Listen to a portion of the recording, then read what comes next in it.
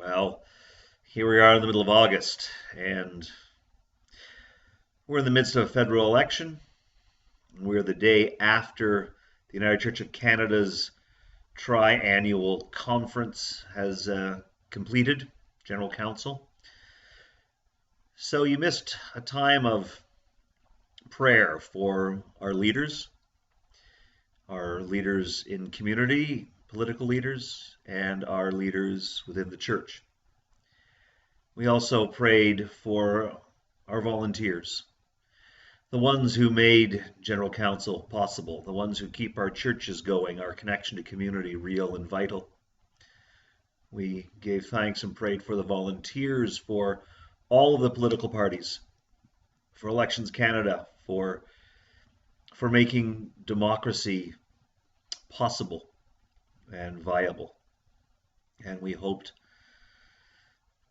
for leadership that, much like Solomon when he ascended the throne, when he took the throne left vacant with the death of his father David, Solomon asked God for wisdom.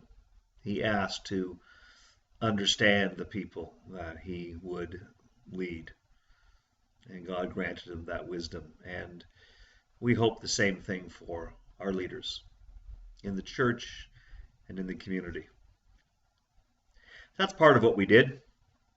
We reflected briefly on a magnificent sermon given by Reverend Etienne Lesage, formerly an intern with us at Jubilee, now at Stony Creek United Church, and he gave a spectacular sermon at General Council in Corner Brook, Newfoundland. I shared some of the story of that and sent people to YouTube to search Etienne Lesage and find his sermon because it was spectacular. And we rejoiced in what small part we have been able to play in being an internship site and helping Etienne find his voice and bring his talents together. He has so many of them, and we are just thrilled to have been a little bit of his journey. And then we got into the scriptures, and we heard in Psalm 111 that the beginning of wisdom is the fear of God.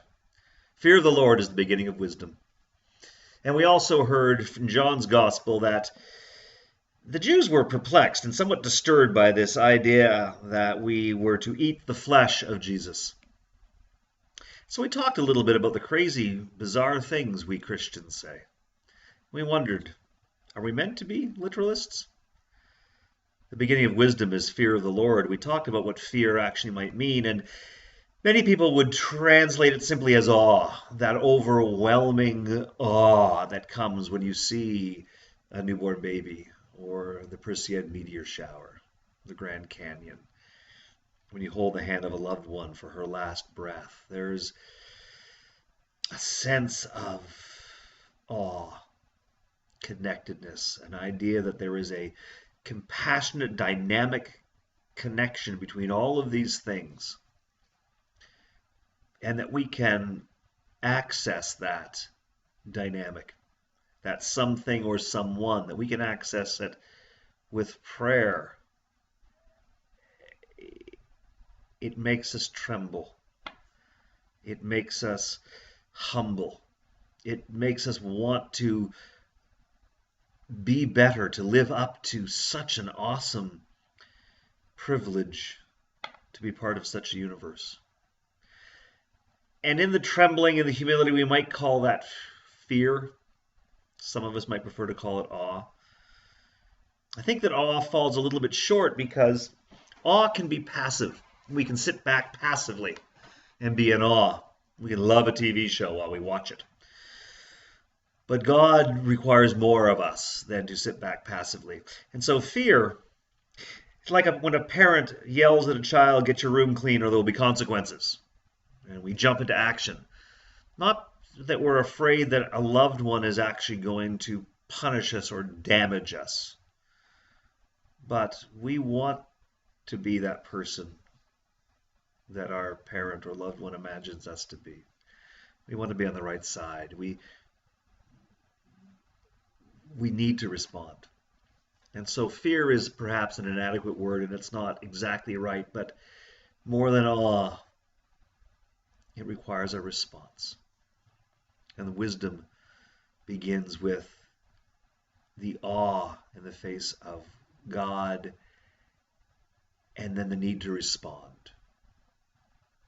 We also heard the crazy things that that we say, that to someone who isn't raised in the church, this idea that we eat Jesus, that we drink his blood, that is bizarre. But in its time, it was also very radical. In a time of when another person's blood it leads to impurity, that it's unclean, you don't want to go anywhere near someone else's blood. And yet here were a group of people saying, yeah, we drink Jesus's blood. We eat his flesh. As if to say, this is not your grandfather's religion. We are going to be shocking and raw and human and different. And we are going to remind ourselves every time we gather, not just that Jesus and God are one, but that Jesus is also flesh and blood, human as well as divine. It is part of our faith statement, and we're reminded of that every time. We are also going to remind ourselves that we are what we eat.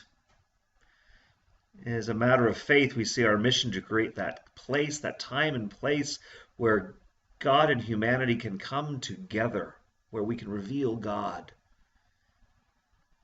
And how better to do that than by ritually consuming the one who reveals God completely, the one who in faith we tell you is entirely human and entirely divine. There is no separation.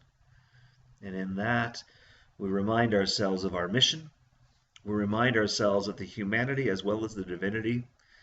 We state to the world that, yeah, we're not what you think we are. We are a little bit crazy. Crazy, because we actually do these things. We talk this way. Oh, and by the way, we also love our neighbors foolishly. We love our enemies.